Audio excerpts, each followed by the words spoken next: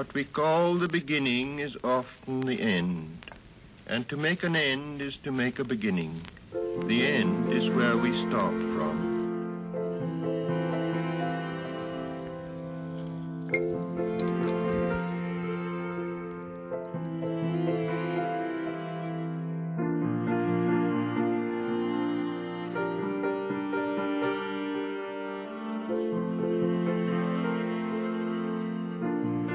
Shall be well, and all manner of things shall be well. When the tongues of flame are enfolded into the crowned knot of fire, and the fire and the rose are one.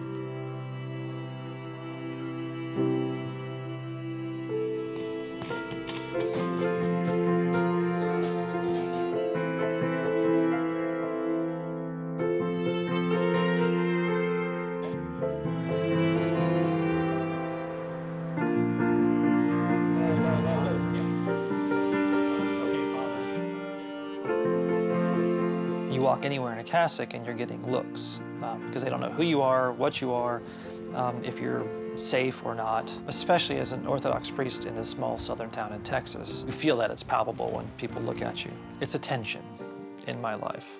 There's times I don't wear it because I just don't want to be looked at, if I'm going to go to the post office or whatever. But there's plenty of times where I do wear it because I do want to be looked at.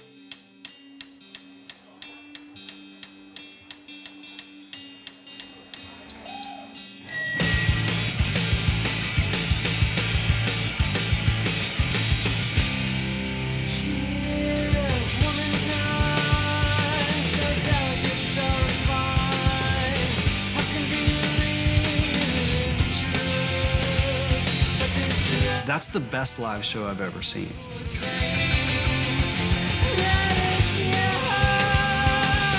I was shocked just how untamed and wild that band was. I feel like Luxury, did they break up?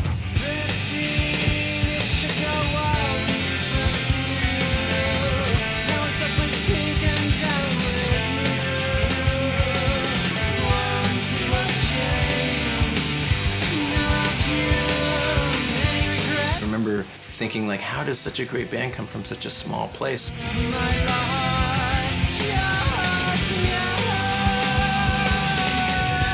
Art should be disruptive, right?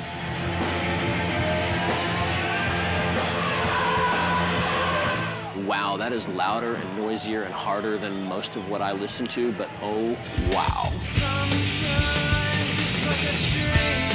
No one should be singing this prettily over guitars that are lunging at me this way.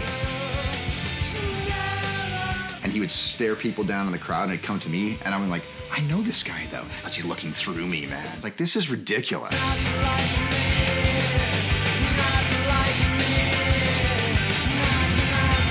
Why didn't Luxury make it?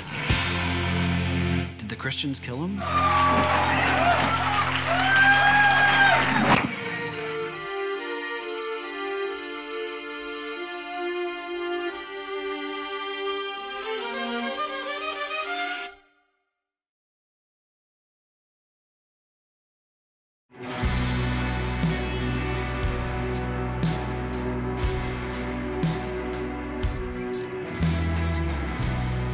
At the time, grunge had come. There weren't any bands, either in Atlanta or in Athens, who wanted to come across like they cared too much about their presentation. I remember Lee being dressed in this suit with his hair all perfect, like he'd spent a good bit of time in the mirror. I remember being initially repelled by that. I couldn't understand how a rock band was going to play in that scene with that. A really self-consumed lead singer. Within about 10 to 20 seconds, even Lee's presentation made total sense. It was just explosive and stunning. You could always pick out the Luxury fans by the way that they dressed in this, like, you know, early 60s kind of style. You know, I didn't see that in any other band at the time. Because none of us had girls at our shows. It's a bunch of sweaty, heavier, hardcore guys in basketball jerseys. And then you hear about Luxury shows and there's like girls, pretty girls. It was intimidating. It lets you know who the sensitive guys were and who weren't if they would dress up with you and go to a luxury show. I think it was a way to spot other people who got it, maybe. Everything from the way the records looked, to the name itself, to the songs, you're like, dude, I am not going there. None of them girls are ever gonna talk to me, you know? I've been mildly obsessed with luxury since I was 14, so they could have just got on stage and crapped all over their instruments and then walked off, and I'd probably been like, luxury does what luxury wants.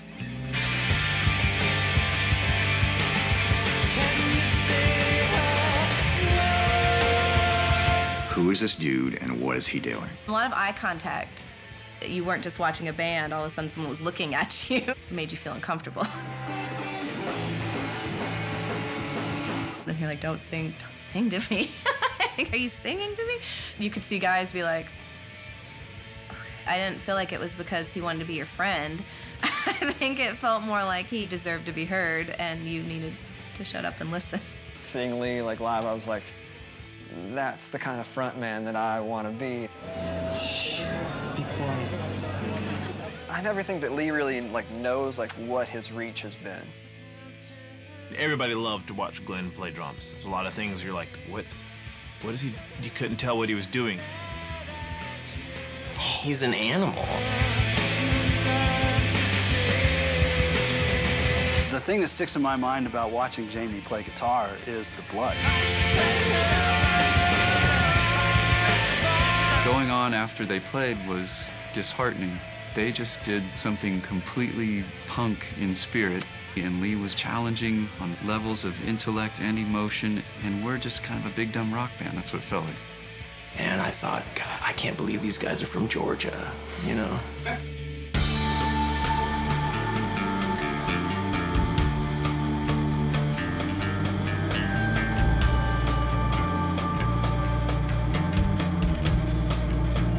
Going to Toccoa Falls was definitely a culture shock because it was a very controlled, moralistic Christian culture. When I was exposed to the punk scene, it was a full integrated subculture. What I found in punk rock was people believed in something wholeheartedly and had the zeal to do it, and they weren't living two different lives, you know, like I saw in some of the Christian subculture. I went up to Toccoa Falls for a preview weekend my senior year in high school, and I was desperate to find, you know, are there any like-minded people here? You know, so I'm scanning the cafeteria for band shirts or Doc Martens or, you know, anything. And I couldn't find anybody. And then this guy said, oh, you need to meet Glenn and Jamey. I mean, you'd like them. So I knocked on their door later on that night. I met Jamey, and Lee was there. Glenn came by later, and we talked for hours. I can distinctly remember them saying, if you're interested in art and music, you don't want to come here.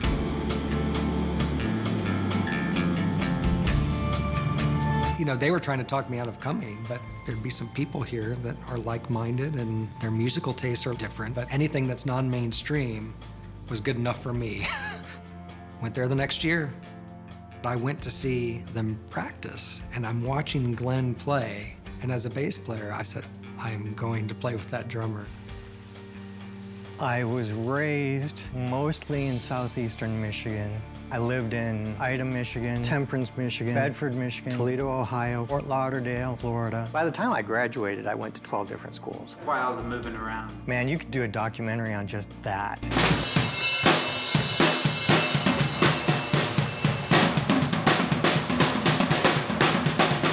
My mom remarried when I was about 4. My stepfather sold costume jewelry, also known as junk jewelry. My mom brought me home the first Queen album and Alice Cooper, $1 Billion Babies. She would see like a Kiss display at a record store and ask if when they were done with it, if she could have it. When I was 7, I got my first set of drums. Shortly thereafter, the decision was made to move into an RV and travel with the carnival. Up to that point, everything in my life was strange. Then it gets weirder because it gets darker, and I don't know that I really want to go there.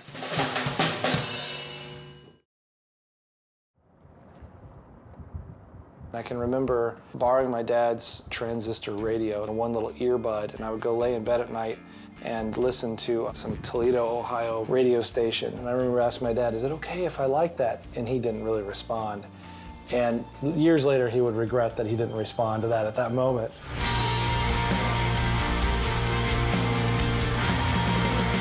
I used all the money I had left from the gifts I'd been given from high school graduation to buy a Fender Squier. And I taught myself how to go as quickly as I could from chord to chord. I came to college, and Glenn Black was already there, and he was playing with another guy. And so they brought me on, and we played for about a year, and that really got me to the point where I understood how to be in a band. Our father was an evangelical pastor, so we moved around a lot. Being younger, you don't really know why you're moving. It was kind of just what we always knew. I was born in South Carolina, I lived in Georgia, and Alabama, and Florida, Ohio, Michigan. No real sense of this is where I'm from, and this is my home. I had a very one-dimensional relationship with everybody. I really began to love music in high school. And so it became a part of my identity, part of who I was, became a thing. So I would come home from my freshman break, and he had Depeche Mode pictures all over the walls. The next time it was all Smiths. He had developed his own taste. I knew he'd be joining us at Toccoa Falls College in 1990. When I met Lee, he was just, Jamey's younger brother who thought he was Morrissey. And so I had the idea that he would come in, and I would get him to play guitar, and then I would sing. He had never played anything. But he came in and immediately ended up becoming the singer, much to my own surprise and frustration, because I really wanted to be the singer. Like, I was just hanging around. For whatever reason, I had come to college with a pair of maracas and a tambourine. I couldn't sing at all. But there was a lot of style there, and there was a lot of panache. That took a while to come out. Once it came out, it was unstoppable. We played with a guy named Todd Monroe who played drums for us, and then eventually Glenn came on. The first time I remember seeing them, it was a talent contest. Lee got up there, and he was just like, going for it. I think I realized at that point, yeah, I think he's gonna manage just fine. I'd never been in a band that had a front man. I didn't have enough wherewithal to be frightened of doing it, and I could just kind of get up there and make a fool of myself, which is certainly what I did. He was more of the token front man that couldn't really sing. Sorry, honey. He's not, now he's angry. And singing was incidental. It was more of just delivery and attitude. He picked up the mic and he was in control. I couldn't do that. I didn't have the moves. All I could do was be what I was, which was kind of a blunt object. I loved the performance of it, connecting with people and watch them laugh at you. He had charisma. Even then, even if it was just like a little bit, I could sense it. I remember thinking, crap, I need to be in a band with Lee. This is the craziest thing, but I was like, Lord, I need to be in that band. I don't even remember his vocals. Glenn came on and the deal was sealed. So that first year, we were called The Shroud. First time I ever heard them, I was walking on campus. I heard this screeching, horrific noise, and I thought, what's going on down there? And they were practicing, and I remember thinking, these guys are terrible. We were just trying to get shows in the clubs in Atlanta and Athens. We would just play wherever we could. Skate parks and restaurants and libraries, bookstores. I mean, there were so many shows where there were like 4 people there. Lee's jumping up on the speakers. Jamey's busted his fingers open again, and he's yelling. There's like no one in the room. And Katie and I would just sit in the back of the room, and we're just like, oh, what are we doing? That's what I remember the most, are the shows that nobody showed up. Toccoa Falls College was cloistered away from the town of Toccoa. And this little bubble, it just seemed like these two worlds never came together. And you'd go into town and you'd see all the teenagers just hanging out in the parking lot, getting drunk on a Friday night. And we just thought, how cool would it be to have some, local venue? And we found this place. I think we got it for like $150 a month. So then we started having shows there. The kids from the college, many of them came from kind of a sheltered environment. They were only allowed to listen to quote-unquote Christian music. Just exposing them to a new kind of music. And then I think the kids in the town. I mean, it was kind of rural Northeast Georgia, so I think a lot of those kids had never been exposed to a lot of non-mainstream bands and that you could do this in your town. I think that there was like this cultural thing where you had these two audiences, and people who were only listening to Christian music were rather shocked and appalled by what was happening. And some people just thought it was amazing. There's been a lot of talk around Toccoa about a new club called The Dish. This is my first night here to hear them, but they are just extraordinary. His mannerisms were extremely controversial for a Christian setting. The subtle things that he was doing, I felt like he was taking the piss out of a lot of people. I was like, this is good. Lee always, to me, gave off this ambiguous sexuality. He's like very handsome, so there's like a disarming thing about that. He will interweave strange, effeminate things that seem like they are purely to cause people to question what they feel about things, you know? It's just awesome. They're a great live band. Yeah. Like, they kill everybody. The hair behind the drum kit, and Lee had the high and tight before anybody had the high and tight, and just was like rocking it. Back in the early days, themes started to emerge in the lyrics, which would become important. Like the song Touch, for example, seemed to be addressing some of these issues. It was not sexual at all. And it never occurred to me that it could be interpreted that way. So what was the lyric? I'm going to touch him.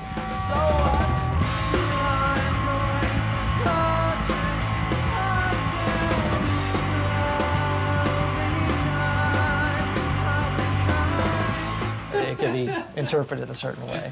Basically, it's about beating someone up. I remember reading someone reviewing it and saying it's about reaching out and touching God. Made me guffaw because it was just absolutely not what it was. It was the second year that things really started clicking. We were performing quite a bit and we were practicing a lot. We became a much more serious band, and we blocked out a big piece of time to where we would seriously work on the songs.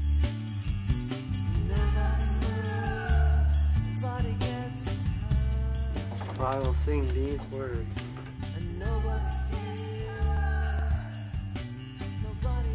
This weird mix of styles is coming together to become its own thing. We're all coming from very different places and different ideas, but it totally worked.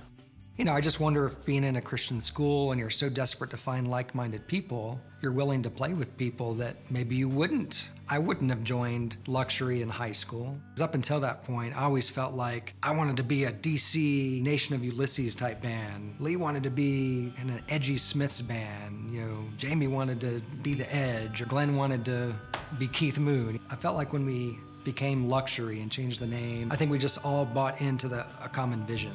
And so at that point, I just said, okay, I'm willing to do whatever it is we're doing here. And that's when we all decided, like, we're gonna do that. We're gonna try this.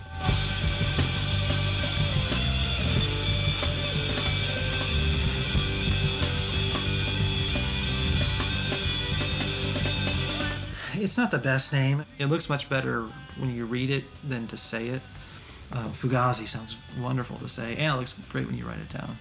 It was kind of ironic because we were all dirt poor, and none of us had any hopes of living luxurious lives. They lived in a trailer park in Toccoa. The floors were caving in, no air conditioning. We were all working together, practicing twice a week. I worked with them on construction sites. Chris and I painted houses. We built homes. They work hard. They have a blue-collar punk rock ethic. You know, that's when things really started opening for us in terms of getting better shows.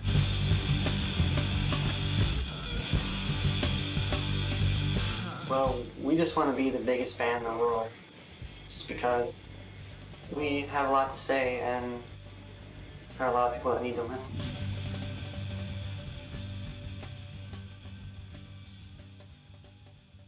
We met the guys from this band called The Prayer Chain, who had gotten very big in that Christian alternative music scene. They came to Toccoa and played a show. They were telling us that we should go to Cornerstone, a huge Christian festival, just to get our name out. Like, if you went there, it would be difficult to discern that it was a Christian festival. Rock bands, punk bands, not easy listening. It was about as cool a thing as that kind of thing could ever be, which was sometimes kind of cool.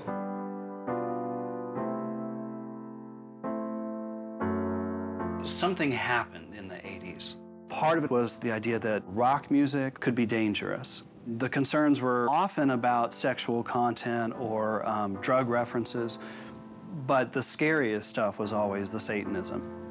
This conservative wave that swept the country in that Reagan era, they were terrified that this was the doorway into hell, almost literally. And Christian rock was the response to that. I think it was a real product of its time. Tipper Gore, Al Gore's wife, wanted to create the Parents Music Resource Center. They were concerned with lyrical content, with album covers, and we wound up with a rating system and labels. The Christian market really started coming into its own in the 90s. Complete with its own stores, record labels. Its goal is to make money just like any other, but it benefits from that slot in the store that says Christian. Back in the 90s, if you had any sort of faith and you knew other people in that scene, that was sort of expected, that that's the route that you would go. We didn't see ourselves as a Christian band. We would just play wherever we could. The idealism is that you'll play your music for anybody, and you're comfortable talking to Christians, but you're equally comfortable in a club or a bar. If you get traction with a Christian audience, then that just kind of reinvests in itself. Your bookings look much more like a Christian band, a band that intends to play Christian venues.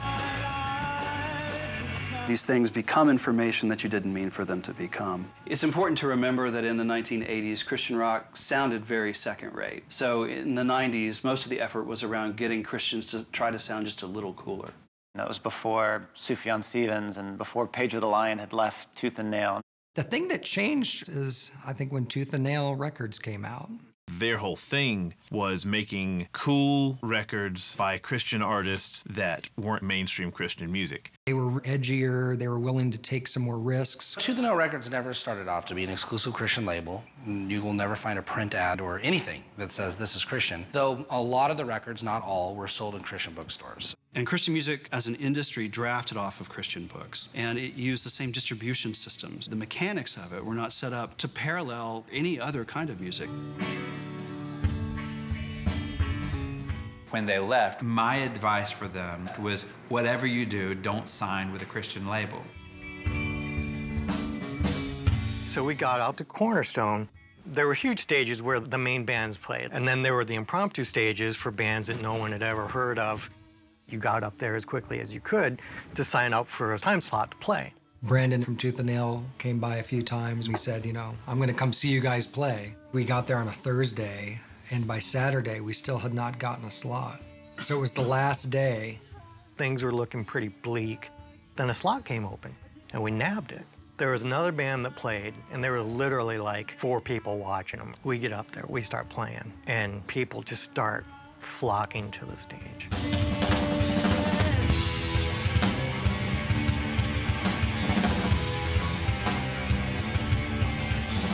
We killed, because that's what we do. I'm like, oh, these guys are kind of like the Smiths, you know, but really wasn't. The drummer's going off. It's like he's in Led Zeppelin or something. You know, one of the guitar players seemed like he was in Fugazi or Minor Threat, and he played like that. And they played real heavy live. You know, it was punk rock, man. Then there was Lee, and Lee was one of the main reasons why I wanted to work with the band. He had a kind of sassy, cocky way about him that I thought was amazing. I was really into it.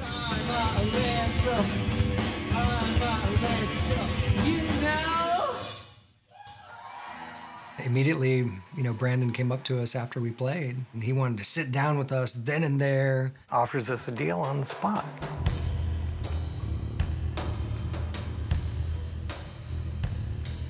When you're kids in a band and you get an offer from any label, you're going to be stoked. It's hard to say no. 2 of the guys from the prayer chain come up behind us. Are you sure you really want to do this? I think that they saw us as having the potential to do more. They did not seem like a Christian band at all. The truth is that's all any of us wanted at the time, to not be taken as a Christian band. I totally thought they were the ones that could be the band that broke out of the Christian music market. Definitely didn't sound like anything else I had on my label. I was anxious to go on to become a full-time musician, to be able to make a living, not working for minimum wage. The way that the band described it was, no, this seems like they're kind of like us, but it's a label. We kind of felt like there was some sort of a connection there between where we were and the fact that Tooth and Nail wasn't your typical Christian label. Difference being that they had bands that could be successful within the Christian realm. I didn't want to be a Christian band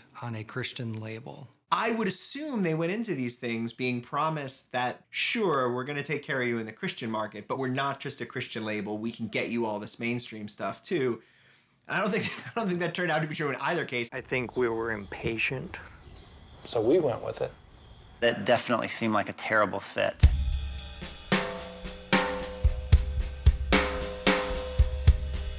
Tooth and Nail booked us at a place called Neverland Studio, which was run by Steve Hinton and Chris Colbert. I remember seeing Luxury for the first time at a festival, and I just was astounded. You know, I'm a snob. I've seen a lot of bands, and I'd seen a lot of bands even at that time. No, they had a spark. There was certainly something there. My cheap description at the time going into it, the Smiths meets Fugazi. My goal was to make it sound nothing like the Smiths and a little bit like Fugazi. I want to kind of make it aggro just because the Christian market needed as much aggro as I could shove down their throats. I remember telling Steve when he was about to record them, don't tune their guitars for them. Like, it's actually like a part of their sound that the two guitars are slightly out of tune with each other. I was afraid they were going to put out like a stock, polished pop punk rock. Like, I was afraid that was the treatment that was going to go on their first record. I was like, I hope that does not happen. It should feel as reckless. It felt dangerous. It felt like something was going to happen. That's what a rock show should feel like. I didn't have a sense of how to sing until we recorded our first record with Steve Hindelong, and he said, hey, by the way, here's how you sing. This is what it means to be flat. This is what it means to be sharp. It really helped him develop into a better singer. I think I was able to get Lee confident in himself and uninhibited, and Lee is kind of like the wild card.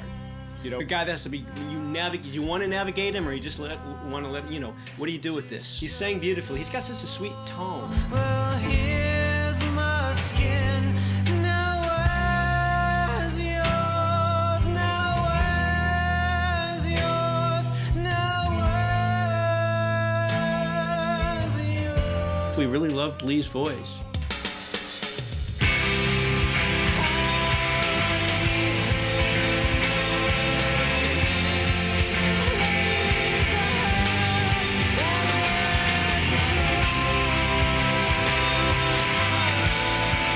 First record, Amazing and Thank You. We all loved it, and we were all influenced by it musically. The first record sounds like liquid to me. I really like that. The music is, there's some mystery to it, and the lyrics just feed right into it. I didn't know anything about Luxury. This magazine had a one-page ad. I heard it, just immediately fell in love with it. So extreme in its own sound, and everything is so roughly elegant. Such things have always appealed to me. You can just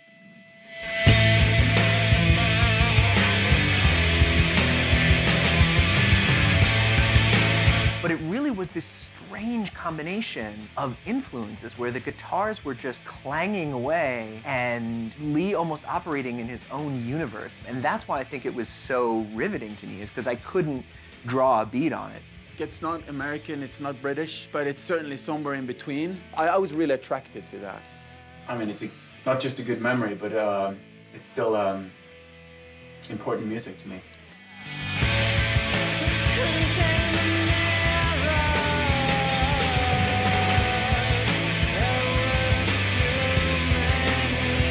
But I didn't understand what this band did on this label. They were so different. They just happened to be signed to a label that signed Christian rock bands. I never thought there was anything about it that seemed relevant to what American Christianity was trying to shove down people's throat. It just seemed like a band doing great songs, loud. Their first record came out, and it was sold in Christian bookstores. And I think it bears noting that they're Christian bookstores. They're places to sell books. We made the decision to put them in Christian bookstores because at that time, my whole philosophy was like, a Christian bookstore should just celebrate artists that are Christians creating art, but they don't have to necessarily have an evangelical message. There was no way to classify it as Christian, other than that it was on a Christian label. It was like nothing discernibly Christian about the record. If you give thanks to God or whatever in the liner notes, that can at least keep you on the same page as, you know, the other bands that are being sold. We didn't do that. Why we didn't do that, I don't know. Maybe we would have sold more records. I don't think we ever made a point of making our faith or God a selling point. Mostly we played, venues, clubs, not Christian things. And anytime we did, because we would occasionally, they just always felt so awkward. Okay, I didn't listen to Christian music. The bands that were overt in their message about Jesus. I didn't write about those things. I never intended for our music to be about any of that.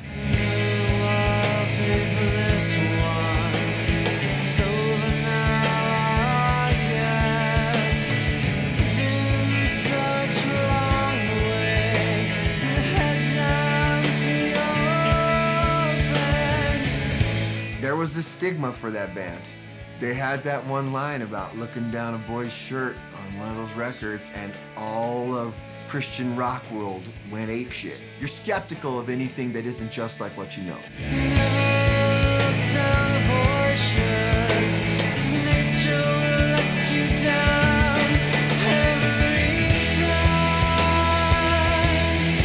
There wasn't anything else happening like that at that moment. Things were super masculine. There was discussion about that. Are they or aren't they? Oh, people thought they were gay dudes. Everybody thought, oh, Lee, that Lee guy's gay. The discussions about that song often involved giggling.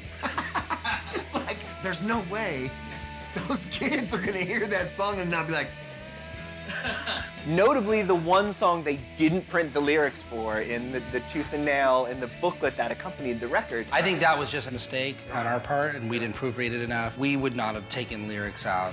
Someone tried to put the lyrics to the song, and they're all over the place. Still, I find look down a bore shows, because nature will let you down every time.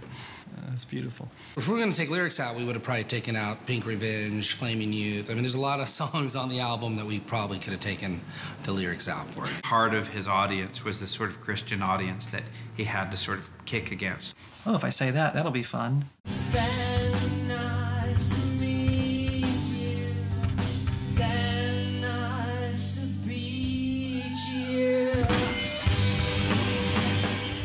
Probably Pink Revenge would be the most likely to get trouble.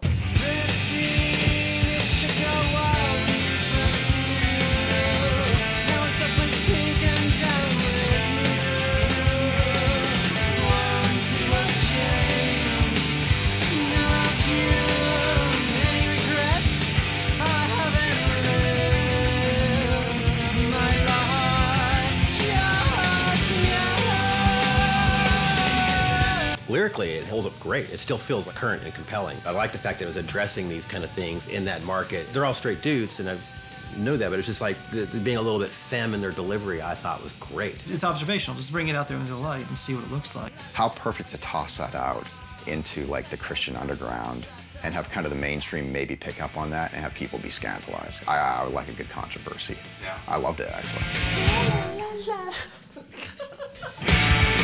If you're some Christian youth group kid, you've never seen anything like this.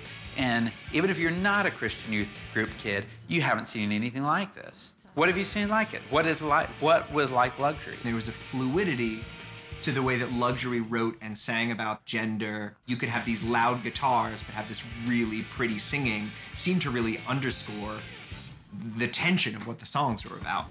I would consider it a queer record, even though they're straight guys. But even more so, I would consider it just an outsider record.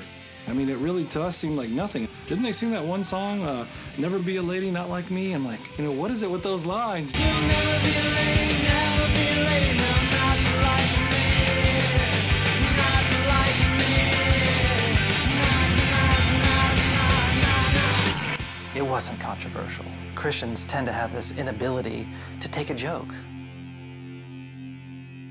He had a style and grace that everybody wants. He was a rock star. by definition. Positioning himself lyrically as an object of desire was unique for his market and the Christian part of their audience especially, but it completely coincided with his stage persona.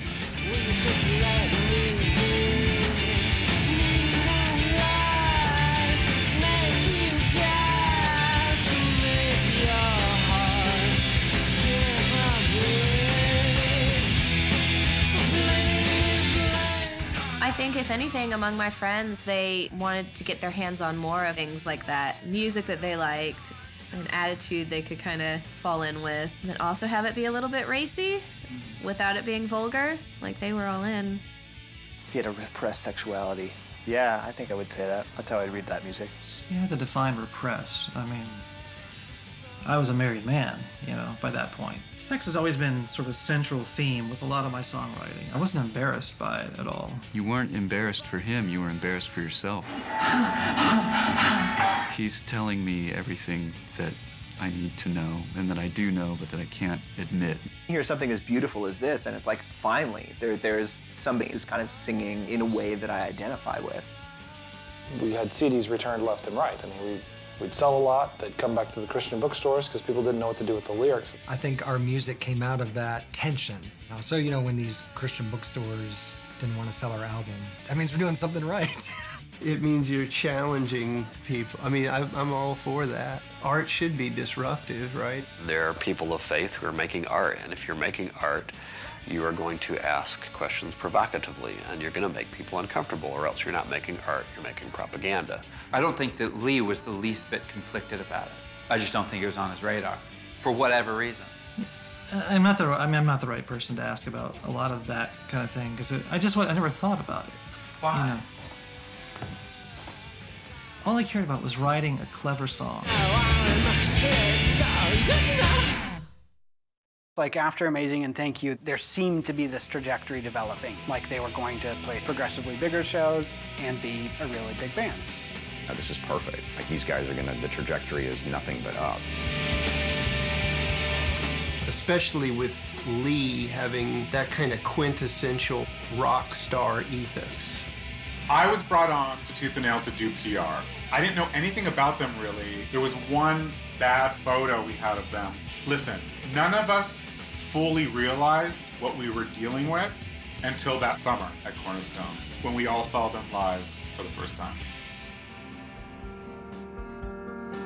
And we stopped and we stood in the colonnade for a while. Everything was okay. For a while, everything was okay.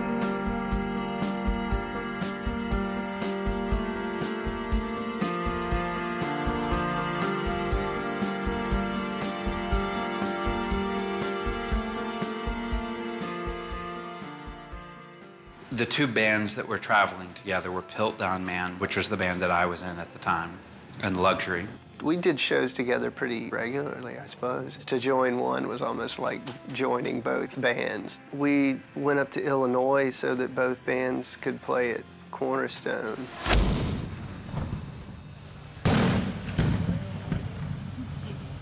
We had 2 vehicles.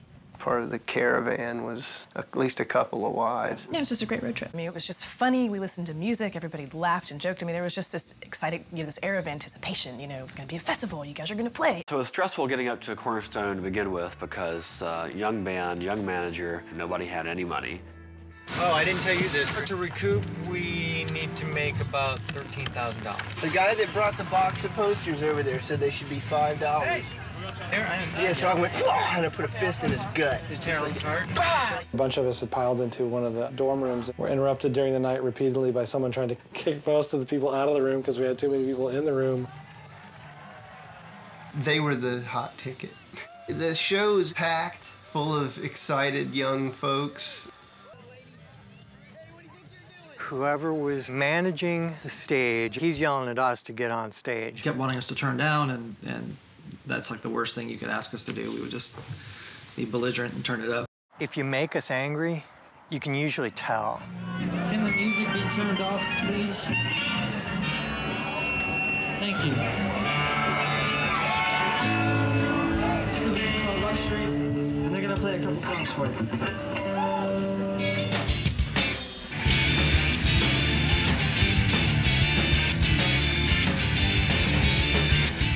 I was right in front of Lee, totally enamored, totally blown away. The moves that boy had. It was a good crowd, very energetic. No one has seen us play live before. They were playing South, and at some point in the song, Jamey was like overwhelmed by the rock, just went completely bonkers. And at that point, the train did in fact come off the rails. That was volatile, you know, it's what rock and roll should be. It gave those kids something to think about. I forgot about that. And I remember Jamey's sister-in-law asking, who pissed you guys off? When we're very angry like that, I think we tend to play quite well. It was all good fun. You were all totally exhilarated to go home and make it happen for that band. It was like our crown jewel. They had the songs, the look, the attitude. They had everything. You know, we had our heads raised high knowing that we had that band. Yeah, it was fun till we got back on the road. People tell me that the Luxury show at Cornerstone that year was absolutely epic. I have no recollection. Coming off that high, we got to drive back to Georgia from Illinois, and one day I was in the car following the van with Matt and Matt's wife, Ruth. All of our equipment were in the van, and then I think 4 of us in the car. And So you've got 2 lanes going this way and 2 lanes coming back this way with a big grassy median. our manager at the time, Reed, was driving. I remember took my seatbelt off and flipped over the seat. And so my head was down on the floor of the van and my legs were up. I'm looking over at him. My left hand pulled down the steering wheel.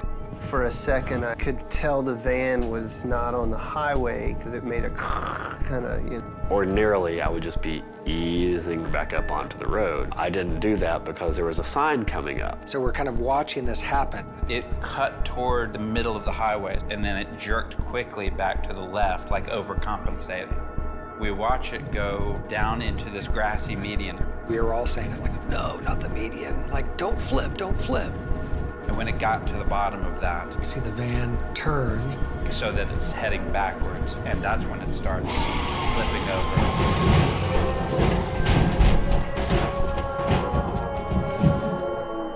And I looked up and I saw this man. I said, "Is that us?" Jamey said, we're gonna start flipping now. And sure enough, the van started tumbling down the highway. How flimsy we are. We don't stand a chance compared to the machinery we've made. I was just kind of flopping around like a shirt in a dryer, you know, as it was tumbling down the road. And it was just a lot of muffled thumping and bumping. The windows smash, and when it comes back up, it flips Gabe, the singer of Piltdown Man, out the window, easily 30 feet in the air. What seemed like just an eternity, just kind of like he was asleep and he was just floating in the air. I flew up in the air and landed in the median, flat on my back. Eventually it came to rest, and I was standing on the ground through the broken van window.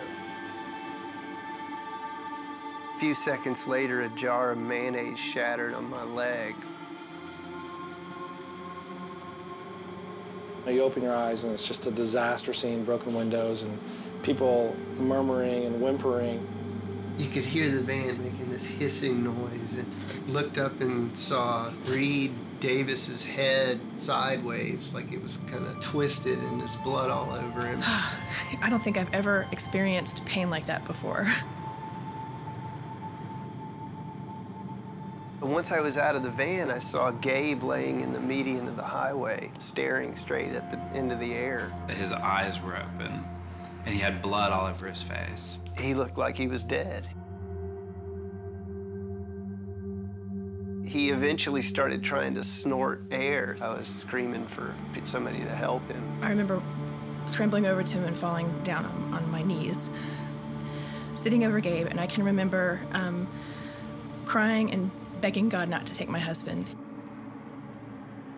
I ran to the van, expecting maybe everybody to be dead. Lee was under the van. His body was half out of the side window, which came to rest on his midsection. Looking at my brother, I thought for sure he was dead. It was like time stopped. How will I react to this? You know, I mean, it's my brother. We pushed the van up and pulled Lee out from under it.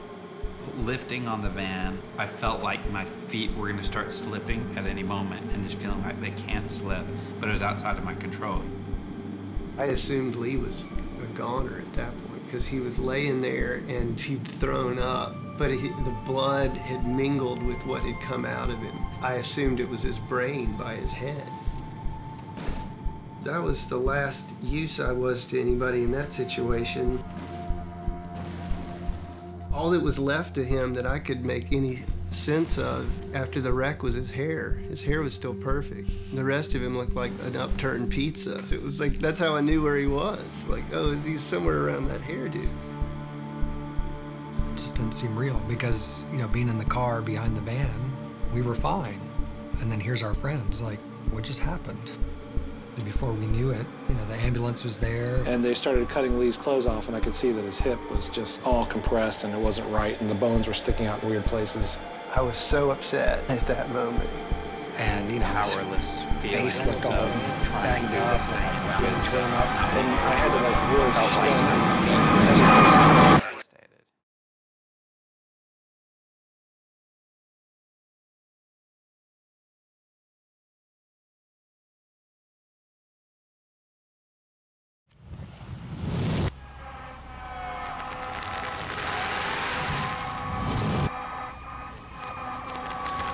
1:40 p.m. on July 2nd, 1995. We survived a major auto accident. The thing I recall most is being able to go in and see Lee and them telling me, this is serious. I mean, he's in critical condition, and we don't know if he's gonna make it. I had to assess it because I needed to call Amy, Lee's wife. And to this day, I mean, this is probably one of the hardest phone calls I've ever made. Chris said there's been an accident, and so I threw the phone, and I told Katie, I said, I can't talk to him. I just knew something was wrong, because I knew if Chris was calling me, things were, you know, he was always one to break the bad news to me. Katie picked the phone up, and he was telling her that Lee was hurt really badly, and they didn't know if he was going to be okay. I tend to be a pessimist, and I kind of wait for bad things to happen. I just never really thought it would happen. Right before I left to get on the airplane, the nurse told me, we're going to let you talk to him. He's going to surgery, and he may not make it. So you need to, you know, be able to say goodbye, because we don't know what's wrong. Didn't know until I got off the plane if he was okay.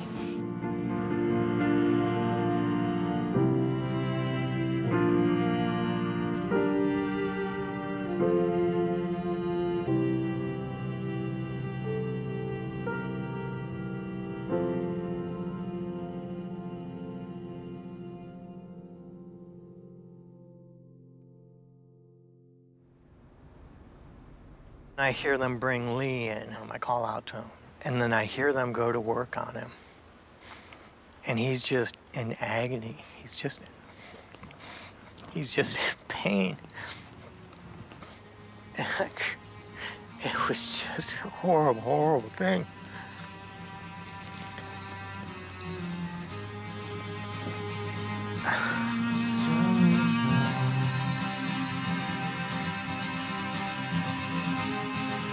a little unhealthy, a little weak in the knees. Well, why not? Since you made mincemeat out of me.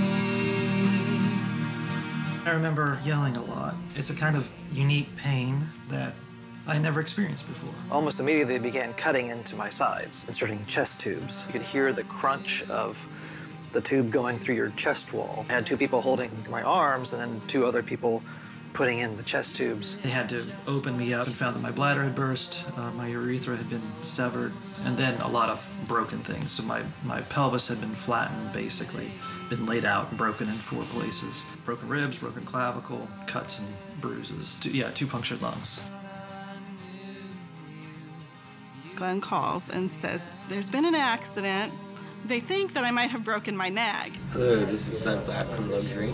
I'm here in some insane hospital in the middle of nowhere. We didn't know what we were walking into. Hello, and there's my beautiful wife. Hi.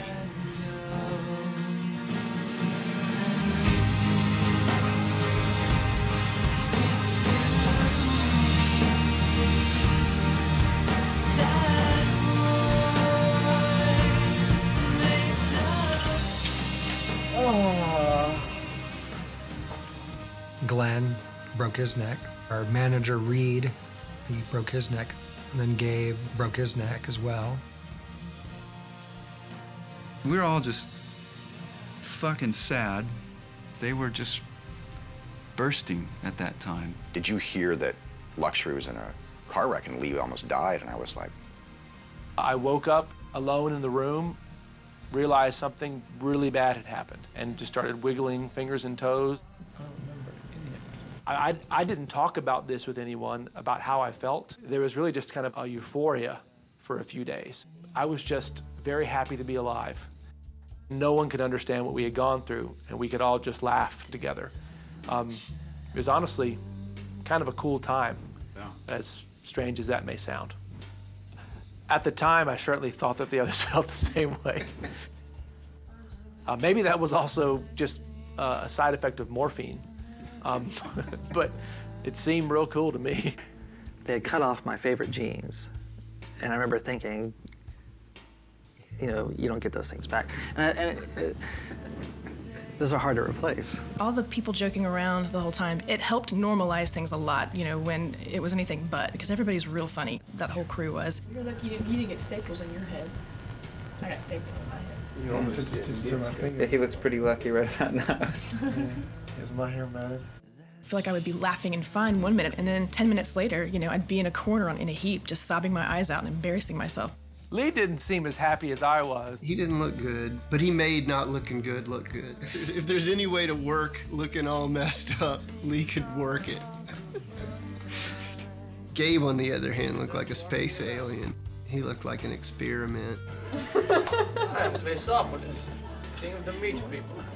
Hi, nice to meet you. Good to see you again. Gabe. I've seen you since the wedding. Come here, little girl. We're gonna show you the screws.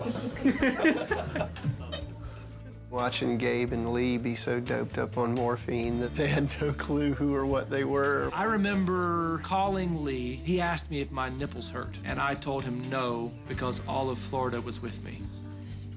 The first couple of months, I was totally helpless. I couldn't walk. I stopped eating. I only weighed about 130 pounds to begin with, and I lost about 25 pounds. I had a walker for a few months, and then I had a cane for a little bit. Probably didn't need the cane very much. It was more for show, I think. A good chunk of us could have or maybe should have been dead. The wreck itself was a horror show. The aftermath was a horror show. Everyone had whatever they were going through mentally, but for me it was rough because I was driving. It had certain psychological impacts on me, make me far more aware of how easily we can be wiped out. I mean, I'm still affected by it. Yeah, he's never been the same since.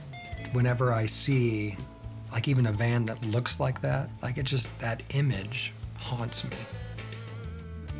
You hear, like, Glenn talk about it, and it's very emotionally troubling for him. Yeah.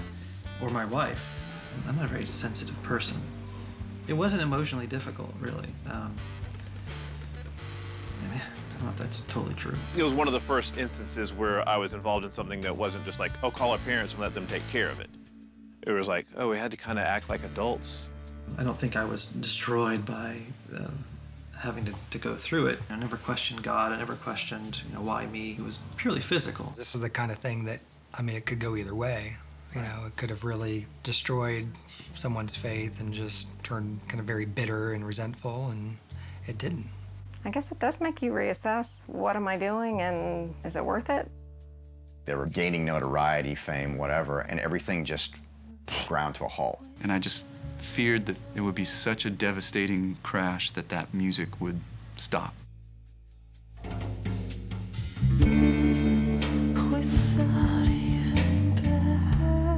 I really thought the band would probably be done.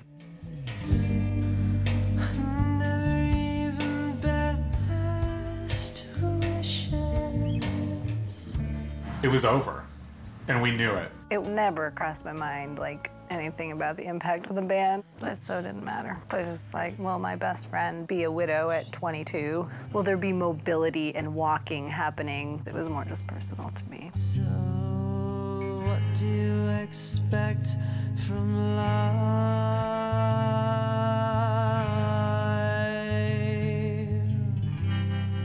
So, what do you expect from life?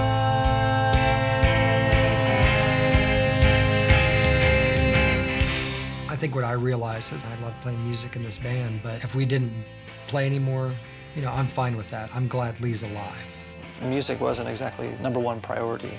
Lee's always been a fairly serious person, and he became even more serious. I think it kind of forced him to maybe deal with some of that through his art.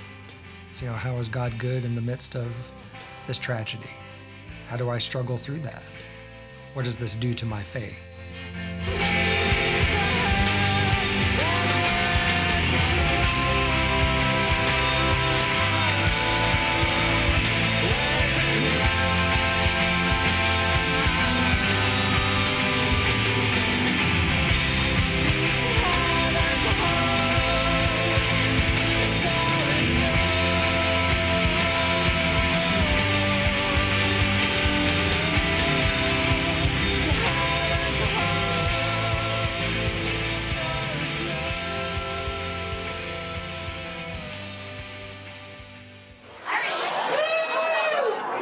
About 5 months ago, I was laying underneath a van and thinking about all of you. No, I really wasn't thinking about much, I want to say thank you. We really do appreciate all the thoughts and concerns and prayers, about everything we've gone through. It's been hell, basically.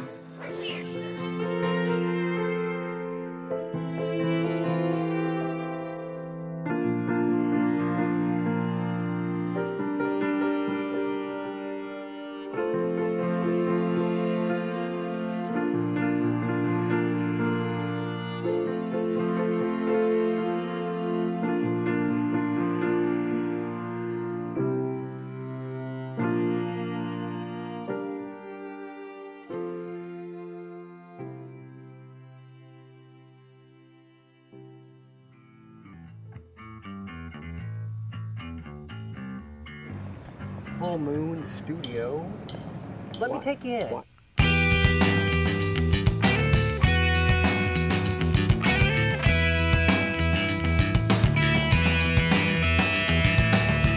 I'm one of the people who reps really, really hard for latest and greatest. This is the logical next step. This is where this band was supposed to go. I think that second album is really a tribute to that whole time. It just makes me thankful for life and for these friends.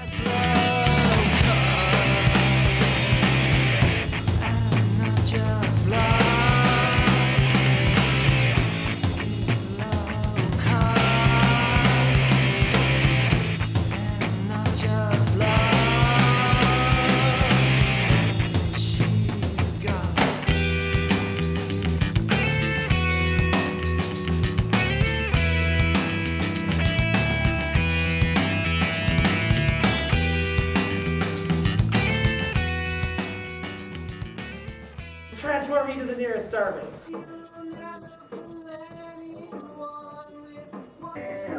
I remember liking especially the title track.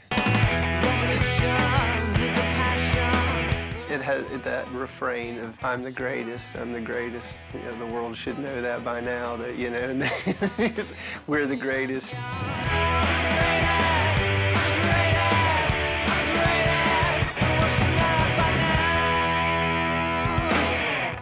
I took that record as the document of a band who walked away from something very scary and had a new appreciation for what they almost lost.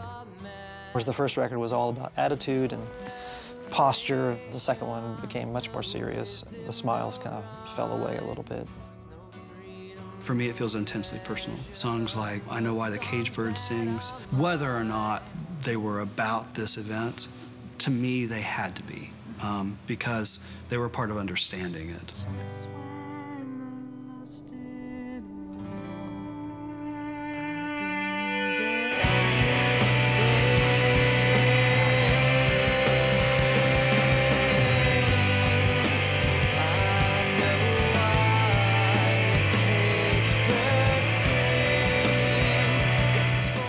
I remember hearing I Know Why the Cage Bird Sings live. And as I remembered, it was just Lee.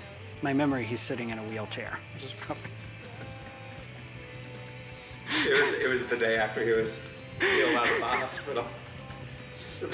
I remember he's sitting in the median. So Tooth and Nail, after the second record came out, I think the relationship just kind of soured. I think it was mutual. We're not going to give them what they want as far as touring, and we're not getting kind of promotion that we probably would like to have seen. Tooth and Nail had found their groove, right? And Luxury wasn't a part of that. They weren't a part of the sort of punk pop thing. I mean, you know, they sold so little in the Christian market. The second record definitely did not receive the kind of marketing support that the first one did. So predictably, it did worse. Even to this day, I have no idea how many records we sold for the first or second record.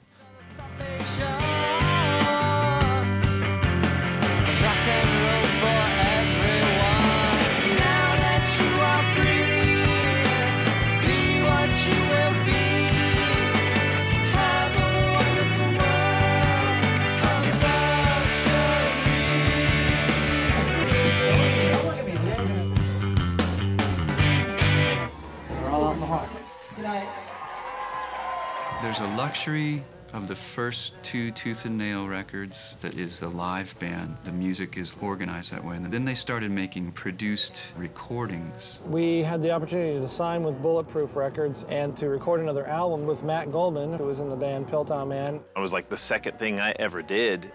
There began to be a lot more variation in song structure, in style of engineering. I owned a record label, and we released 60 records, and this was the best thing we ever put out. It's like gold to me. Yeah.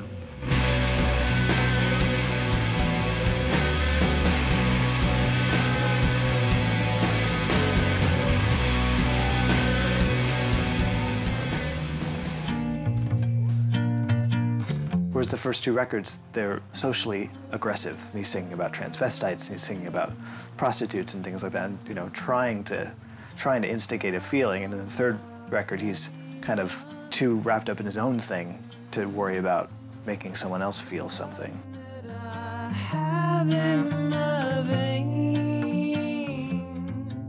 So you end up getting this really warm, texture-heavy exploration of kind of an interior, which I guess was that's the cover. It's an interior.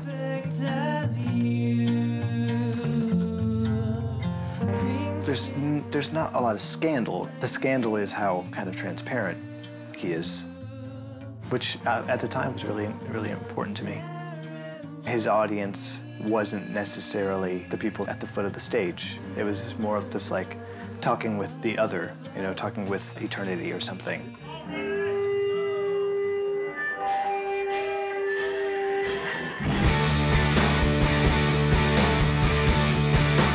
Songs were just slamming, and there's like a really raw brassiness to the recording quality. To Conquer and Destroy, I loved that song. Here I am. Yeah. no fortune, only permanent. Well, fame is less to be loved and fortune to live on the family land. Look at these hands, look at these hands. The voice is just like haunting. I don't get to give up everything to the record because I don't trust the singer. For some reason, I trusted Lee. There seemed to be something there. I'd probably murder him if I thought it would give me his voice in some way. Several of my friends that I have now, we talk about that record as if it was this private discovery. Store after store refused to stock it. The very first song on this record is full of lyrical problems for a Christian audience. Fat girls, retards, men wearing G-strings, and well-read Christians who are double-crossed whores. All within the space of like one verse.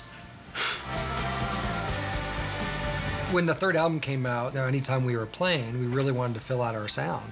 You know, having Matt on board and asking him to play, I think, well, duh, why didn't we do this before now? Honestly, Lee wanted to be able to prance around on stage freely without having to play guitar. It wasn't somebody from the outside coming in that we had to kind of school in something. I think Matt's extensive musical experience, you know, I think has just been helpful. He's a fantastic guitar player, and I always thought a great stage presence. You could feel the energy off of what he was doing. It fit perfectly.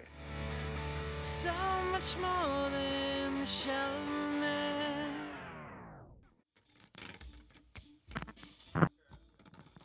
Like at some point, Glenn started having the seizures. I can remember one show we played where he only could do about half the set, and then he had a seizure. I mean, he's like, health was just so compromised from then forward. When I was about 12 years old, my mom comes to me and says, I'm leaving. I'm going to Fort Lauderdale. I'm taking your younger brother. Like, you know, why are you doing this? Apparently, there had been some abuse from my stepfather. Like, she would wake up and he would be hitting her. And I'm given the choice at 12 years old as to where I'm going to live. Whether I was going to stay in Michigan with my stepfather, the spousal abuser, or go with my mom. The thing is, by that point, I had already been through so many school systems, and I had finally made some friends, and I didn't want to start over again. And so I decided to stay. But then my stepfather went crazy. I mean, literally, he started wearing trash bags on his head, was telling me that our house was sinking. My mom came and got me, took me down to Florida. My mom and I had gone to do laundry. We had gotten in an argument about something stupid. We pull in, I get out, and she says, leave the door open, I'm gonna get out that side. Which there was no reason for her to get out that side. But the gun was in that glove compartment. She said she was going for a walk. So she didn't show up. I'm told to get on my bike, go around, see if I could find her. And then police show up. There was like our little row of apartments, and then on the other side, a little picnic table behind the seafood place. And that's where she was. That's where they found her. And in May, on Mother's Day, my mom committed suicide. Probably not more than 20 yards behind our apartment where we lived. I was 13. My grandmother had told me not to tell anyone that she had committed suicide because it was just, you know, kind of a black mark on the family, so to speak. Oh, I'm screwed up for life. I mean, literally. I hate to even say this, but I have been diagnosed with post-traumatic stress syndrome. I have what are called psychogenic seizures that are induced by stress and anxiety, and that comes from years of not ever having grieved at all with anyone. And I would say also from the accident. You just kind of move forward because that's what you do when you've lived a life where it's just been sort of a series of bizarre things. I didn't know the questions to ask.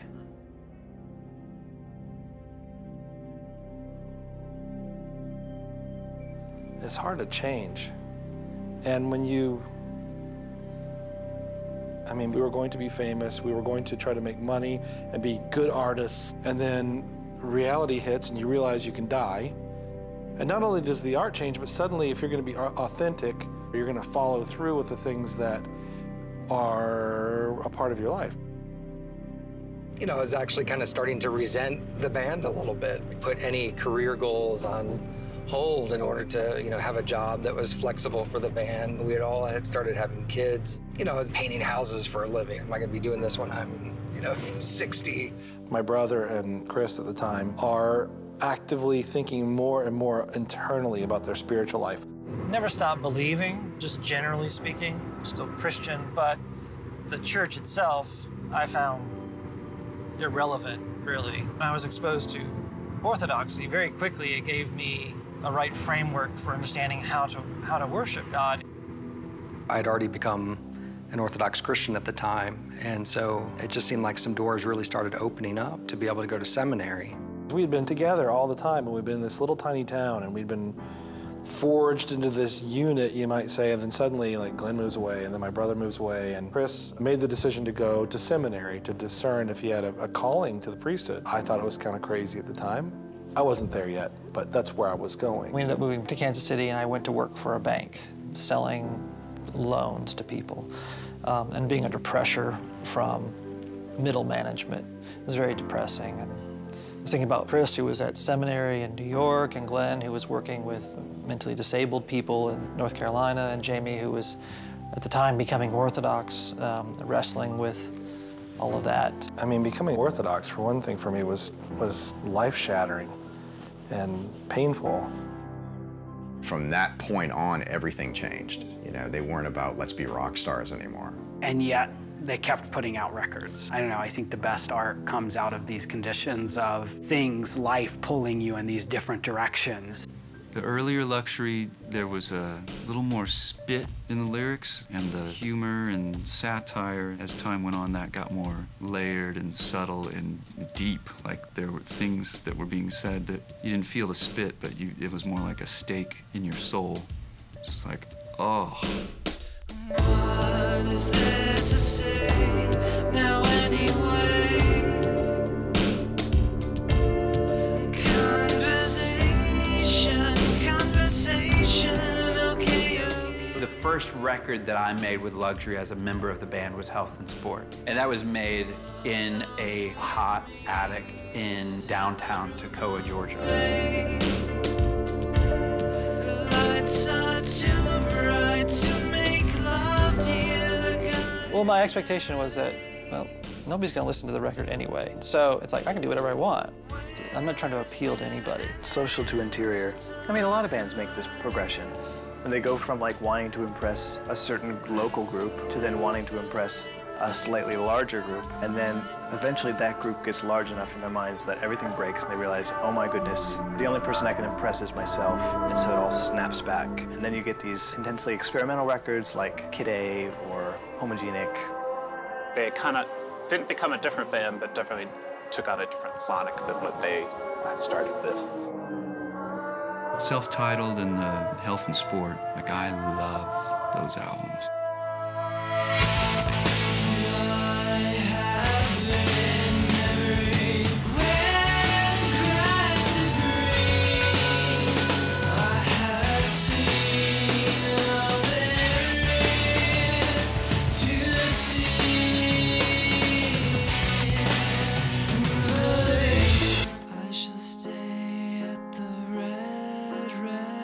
Right out of the gate on Health and Sport, you can hear Lee's voice is so beautiful and assured in a way that it wasn't in the past. I shall pull the curtains closed. It sounds so much more determined and focused and confident in who they are and what kind of songs they're supposed to be writing. Jamey produced it. It was bits and pieces that he cobbled together into a remarkable record, and one that didn't get the kind of attention that it probably deserved. Strange flowers. Strangers have made love there. Each progressive record, you can tell like there's a maturity and a growth and a cohesiveness as a band, which the first record does not have. It's a jumble of influences like all slammed together, and it's awesome, but it's not as thought through. I mean, I imagine there's way more time spent on the later records. The secret weapon for us is really just bringing the songs back and forth. He gives them back to us, we destroy them, we give them back to him, he straightens them out, and there we go. His songwriting abilities, who knew that was there? I never imagined. Just leave, just leave. This is no holocaust. It's so what you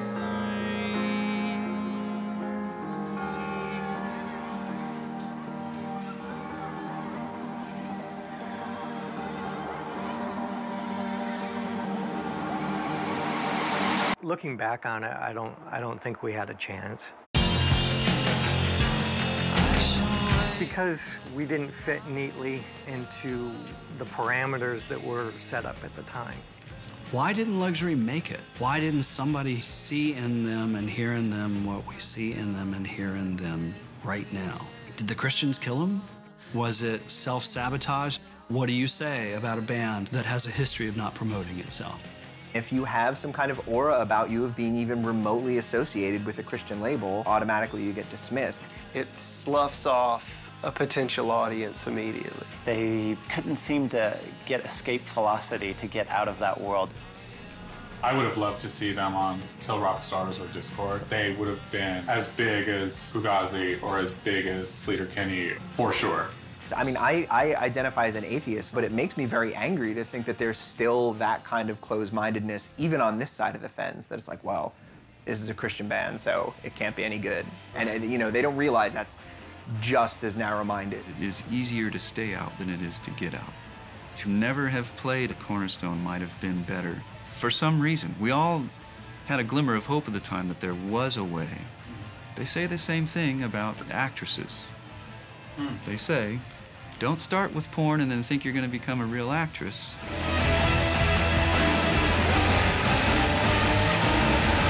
You were in a Christian band, but they rejected you. I'm always surprised when people like our music, and I don't believe it. I mean, I don't believe them.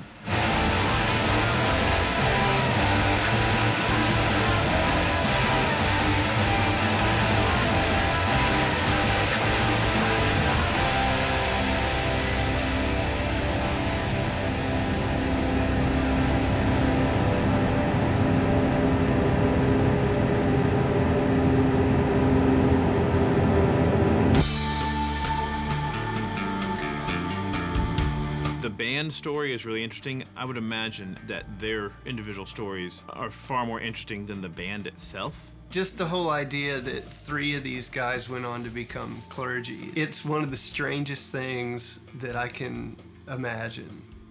The fact that they're all 3 Orthodox priests is... You can't call it a coincidence. I can only imagine that they're the only rock band with a 3/5 majority in the priesthood. As bizarre as the Orthodox priesthood thing has been presented, you see these images of those dudes with the, you know, the incense. Oh, that is honestly not very surprising to me. That just seems like there's that trippy band doing trippy stuff again. I don't know what they're... Mysterious band doing mysterious shit. I don't know where it comes from. That's so much more committed to your beliefs than a lot of the bands or the kids ever really were.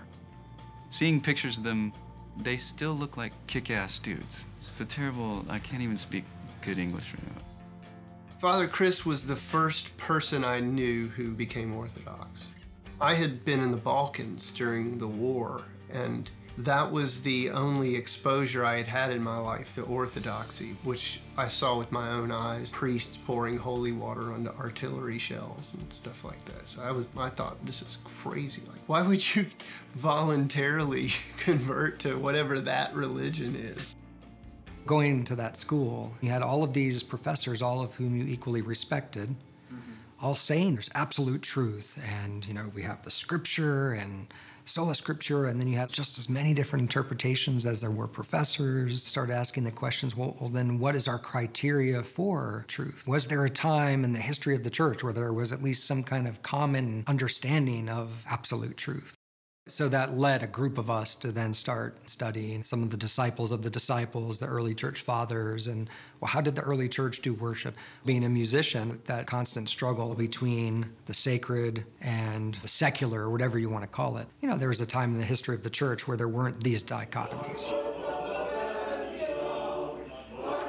Orthodoxy is a communion of churches that developed in the eastern part of the Roman Empire, the western part developing into what would be known as Catholicism. Orthodoxy, compared to Christianity as it's experienced by most people in the West, has a really strong emphasis on prayer and contemplation. It has not developed the sort of hierarchy that Roman Catholicism has and not stripped the things that Protestantism has. The belief within Orthodoxy is that in these early Christian centuries that were so formative for the church's theological self-understanding, you had truth being arrived at by the fathers and by the councils, and all of that was already being expressed in worship that's very experiential, very sensory. There's music, there's icons that you kiss, there's architecture that you experience, there's incense that you smell. So all of this is of a piece, and together somehow constitutes the particularity of Orthodoxy. With Father Chris, I always had a hunch that he'd go on to be a priest. Now, Jamey and Lee, I didn't see that coming. When I became Orthodox back in '94, I think almost immediately the thought was, this is a life-changing event. I had never really considered the church as an occupation, but my dad was a minister, so I knew kind of what it looked like. I was made a priest, and a priest has a certain function within the Orthodox Church, which is sacramental. Eventually, a priest should become a pastor, but that takes time. Part of our tradition is the sacrament of confession. That will make you a pastor pretty quickly because you're hearing people's stuff. Not just their sins, but their troubles and their passions. And then you're trying to show them the way to live. And so you gotta grow into that. That takes some maturity. My father was a pastor. The priestly stuff is much easier than the pastoral stuff.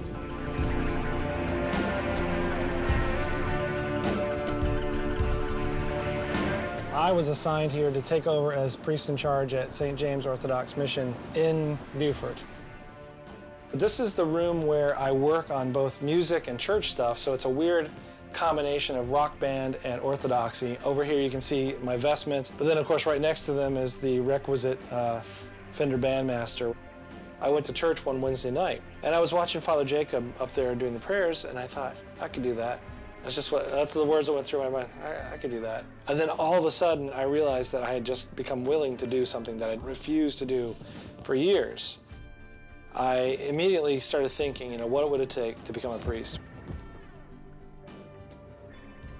It was obvious that there was some calling there.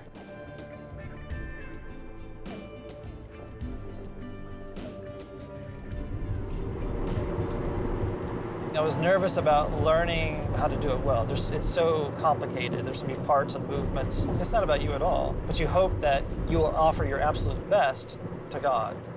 And that's where it's similar to performing live. Going to unload at a gig is not very much different than going to our little mission where we're renting a room and we have to set up every week, piece after piece, and we have a church set up suddenly. I mean, it's very much like being in the band and playing a show. Before I went to seminary, if someone asked me what I did, I finally became convinced that I needed to say, I'm a musician. And that was who I was, even though if I built furniture in the day to pay for those things, my real vocation was being a musician. I became a priest, and ultimately that's sort of superseded that. It doesn't erase it, and so every now and then a song comes to mind, so you want to write. Are you good at it? Of course. No, who knows? But that's the other thing about priesthood is that it's not about whether you're good or it's actually, the more you see your own failures, the more that there's an opportunity for something good to come of it. I hope to be good at it. I hope to be just like Father Chris someday.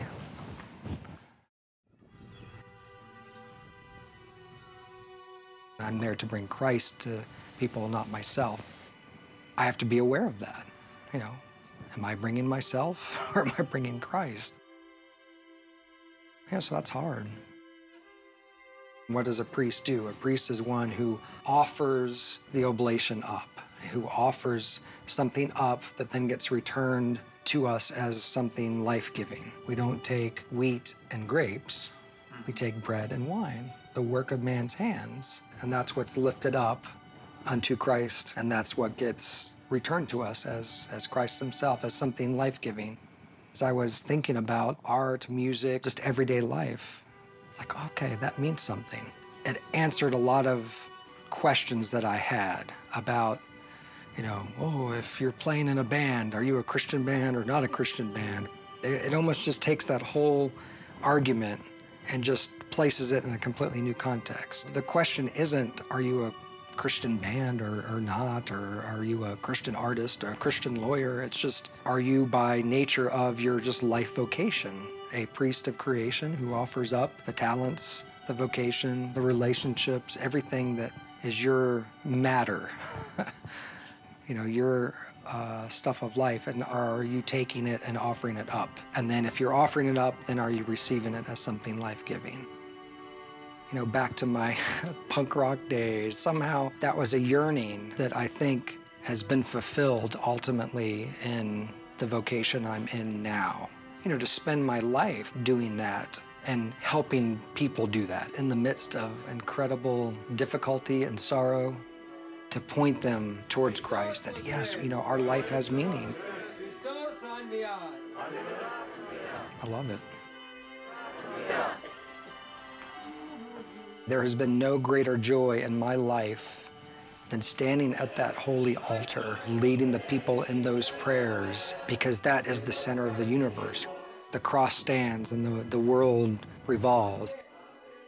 Hell said he was embittered. It was embittered, for it was mocked. It was embittered, for it was slain. It was embittered, for it was overthrown.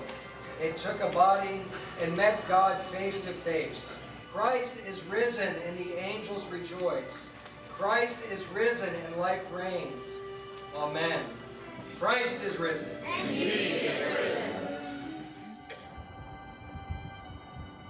I think there were appealing aspects of it artistically. Sort of intellectual problems seemed to be solved fairly easily, just, looking at the history and that kind of stuff. But that's not really what it's about. That's certainly not ultimately why I became Orthodox. The moment of decision for me was real quick. It was the palpable realization that God was actively loving me in this little parish through these people. That was all.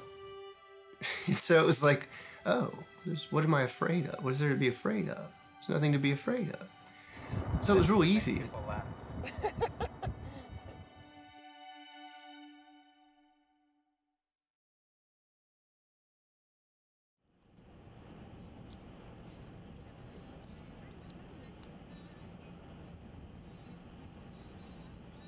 I'm uncertain as to how it's going to go. I would have just never imagined it, really. I was so focused on, church life. And so I was really excited. I mean, the chance to get together with really my closest friends, make music together. Who wouldn't want to do that? I don't know what everyone has in terms of what their concept is of the record. It's gonna be, it's gonna be luxury. Something new kind of happens every time we get together, and we all walk away at least a little disgruntled with what we did, and that's exactly how it works. We get together in a room, we smash out some of the old songs, and it was horrible.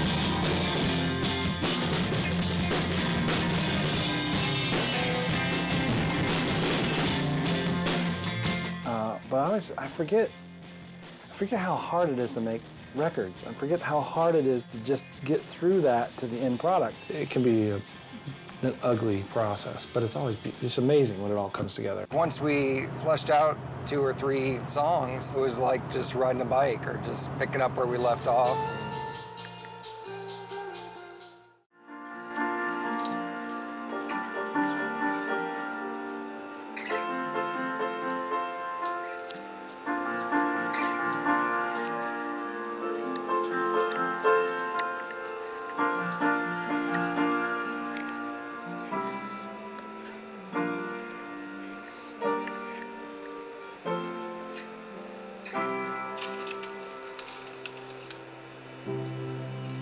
Change your life.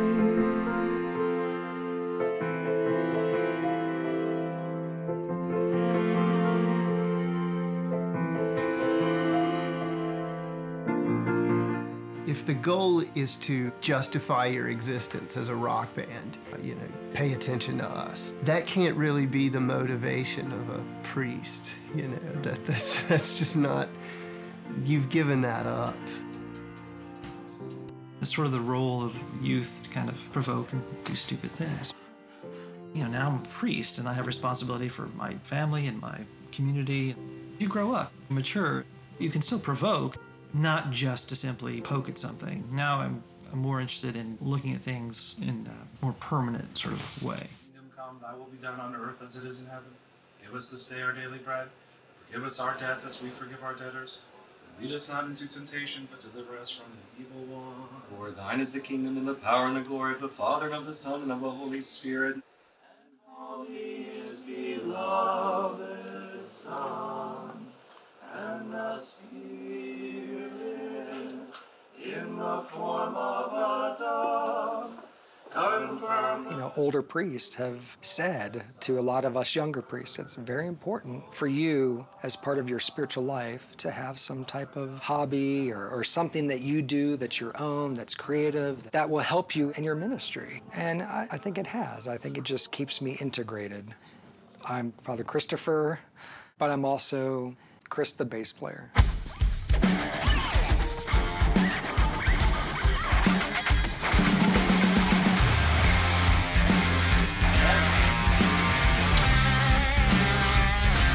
I wouldn't hear the record and go, well, this record is obviously made by guys that are priests. I don't even know what that means, actually. The nostalgist in me loves the first Luxury record. But if I'm being honest, Trophies is their best record. We could dance all day, nowhere to go, no reason to stay. There were times we could dance all day. The warm nights, the flashlights, we stood along the causeway and watched the shores decay. Yeah, there were times we could dance all day. I'm going to fall in love with you. I'm going to fall. What I know of Orthodox priests, they don't seem to be the sort of folks who'd be in a band. Just you expect a certain kind of person to be a priest, I think is the biggest thing, and maybe we're wrong about those kinds of people who are priests. Remember when we talked this way? It does not surprise me that they continue making music. The seamless integration of the two with Luxury validates the integrity that I've always assigned to them. Talk all day. The consequence of a cheaper rent. We lie in your room all day and watch the walls decay. And there were times we could talk all day. They don't sing like a band who has all the answers, but they sing like a band who's trying to find them. That, to me, carries a tremendous weight.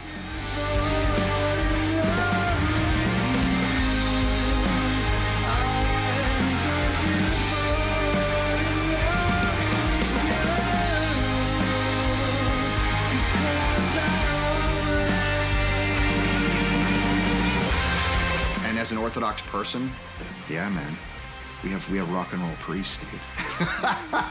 Or does the Catholic Church have that? They probably do somewhere, I don't know. Is Luxury a Christian band? It's just, how can you say no?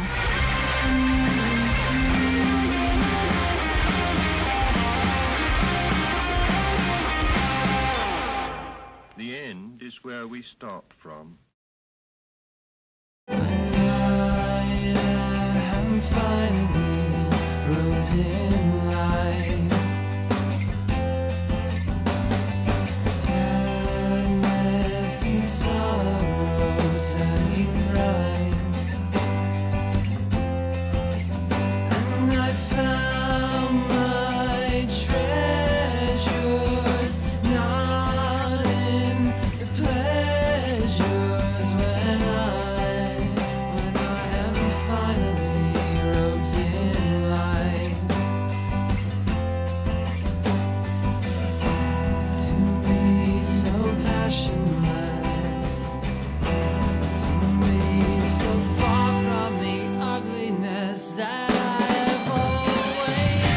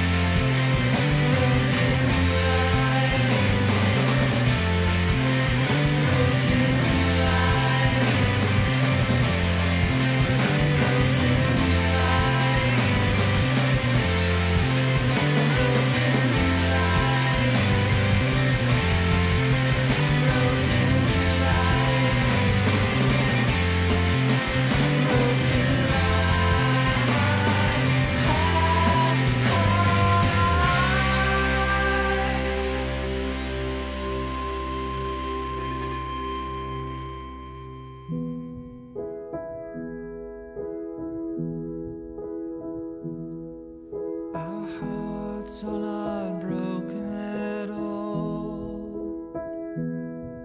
Our hearts are not broken at all. It's in the hangman, the empress, and then the tower. But our hearts are not broken at all. The party was fun for a while. The party was fun for a while. I couldn't answer your questions about God, but the party was fun for a while.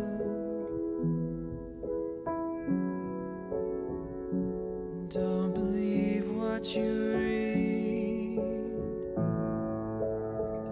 and don't believe in anything you can't see. Measure life from the balcony.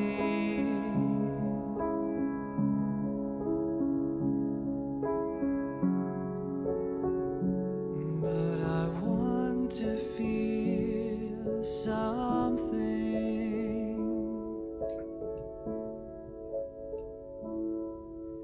The city looks unreal in the night. The city looks unreal in the night. 1,000 young faces just killing time. The city looks unreal in the night. The stars do not care